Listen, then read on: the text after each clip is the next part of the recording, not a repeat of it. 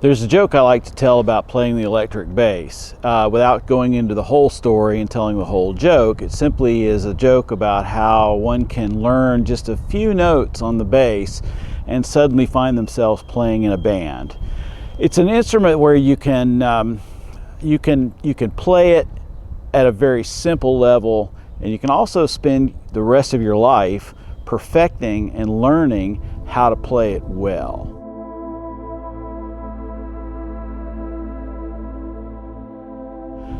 The Scottish Highland bagpipes are very, very similar in that regard.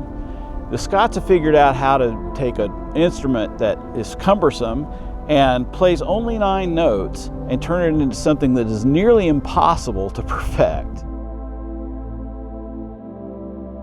This is not an unusual story if you know a little bit about producing art. One can take the most simple tools and spend a lifetime perfecting their craft. With the tools that we have available today, it's possible to create very, very good images right off the bat with no skill. But with a little bit of extra effort, one can actually spend a great deal of time and energy and even major pieces of their lives figuring out just how to do it better.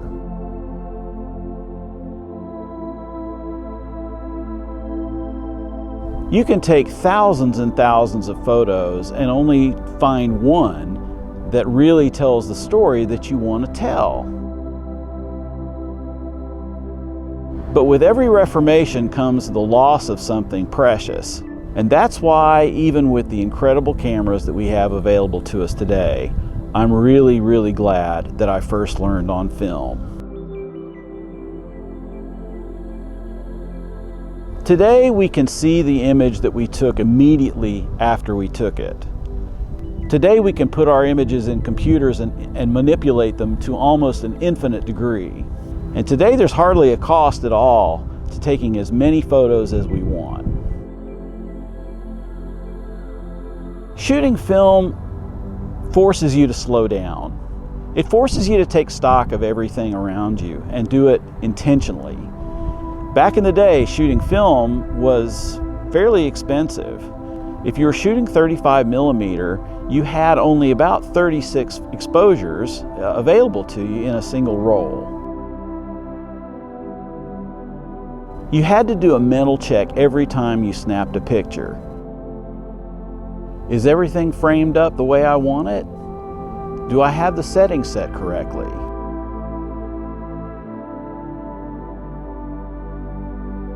After answering all of these questions, only then you would press the shutter button and take the photo. For a time I shot film in sheets that were 4 inches by 5 inches wide. When shooting sheet film, I had to use a view camera in which you project the image on the back of a piece of ground glass and put a towel over your head to block out the sun so you could see what you're shooting. It was tedious, it was cumbersome, and it was expensive. Each sheet of film cost about $1.25, and you didn't waste them by taking pictures rapidly. The expense of the medium forced me to take my time in producing the images that I wanted to produce.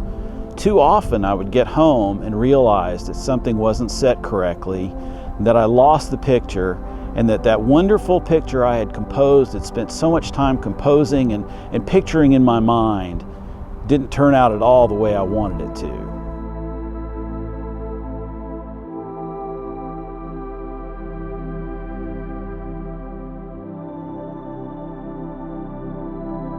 The medium forced me to stop and think and take my time and be deliberate about every single aspect of it.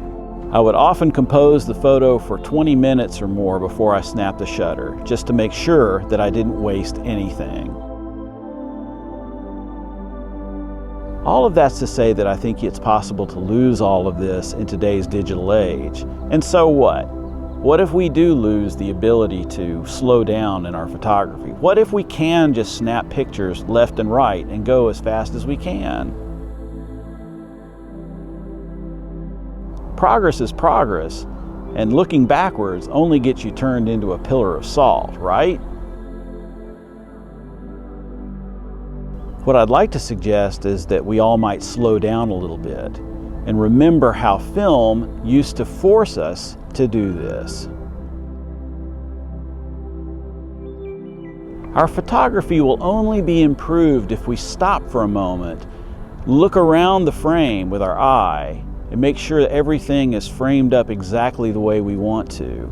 Make sure that the light is falling exactly the way we want it to, and make sure that everything is set the way we need it to be. Maybe open up that aperture a little bit so that the focus falls exactly on the subject that you wish to highlight. Take your time, and things might end up a little bit better. I believe at best, photography is an exercise in mindfulness.